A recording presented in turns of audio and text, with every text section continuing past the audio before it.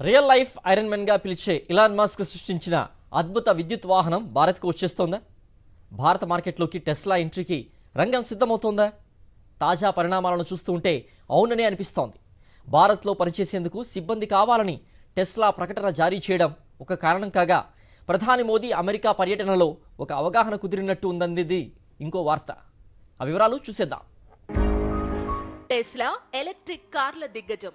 America సహా అనేక దేశాల్లో ఈ బ్రాండ్కు తిరుగులేని పేరుంది. 10కి పైగా దేశాలకు ఎగుమతి అవుతున్న ఈ విద్యుత్ కారు ప్రత్యేకతలు బోలెడు.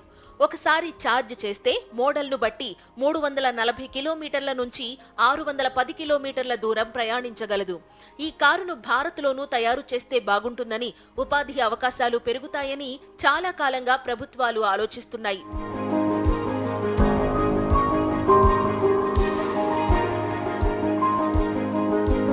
ఇందుకోసం 2021 నుంచి ప్రయత్నాలు జరుగుతున్నాయి. గుజరాత్, తెలంగాణ, కర్ణాటక, ఆంధ్రప్రదేశ్తో పాటు పలు రాష్ట్రాలు టెస్లాను భారత్కు రప్పించేందుకు తమ వంతు ప్రయత్నాలు చేశాయి కూడా.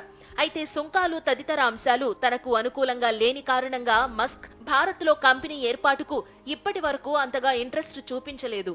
ఇప్పుడు ఆ టైం వచ్చినట్టు స్పష్టమైన సంకేతాలు అందుతున్నాయి. తాజాగా భారత్లో నియామకాలను ప్రారంభించింది టెస్లా సంస్థ. కేంద్ర ప్రభుత్వం ఇటీవలి కాలంలో విద్యుత్ వాహనాల తయారీకి పెద్దపీట వేస్తోంది. ఇందుకోసం పలు రాయితీలు కూడా ప్రకటించింది. ఈ వెహికల్స్ సంఖ్య పెరిగితే వాయు కాలుష్యం తగ్గుతుందని, తద్వారా 2070 నాటికి కర్బన ఉద్గారాలను 0 స్థాయికి చేర్చాలన్న లక్ష్యాన్ని చేరుకోవచ్చునని మోదీ సర్కార్ భావిస్తోంది. ఈవీలను ప్రోత్సహించడంలో భాగంగా $40,000 అంటే మన కరెన్సీలో దాదాపు 34 లక్షల కంటే ఎక్కువ ఖరీదైన హై ఎండ్ కార్లపై బేసిక్ కస్టమ్స్ డ్యూటీని 110% నుంచి 70%కి తగ్గించింది. ట్రంప్ యంత్రాంగంలో department of government efficiency department కు చీఫ్ గా ఉన్న ఇలాన్ మస్క్ ఇటీవల వాషింగ్టన్ లో ప్రధాని మోదీని కలిశారు.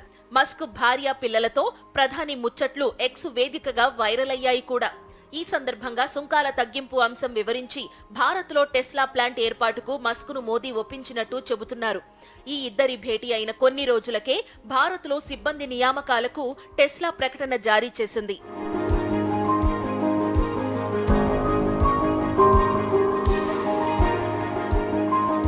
టెస్లాలో డ్రైవర్లెస్ కార్స్ కు గిరాకీ ఉంది.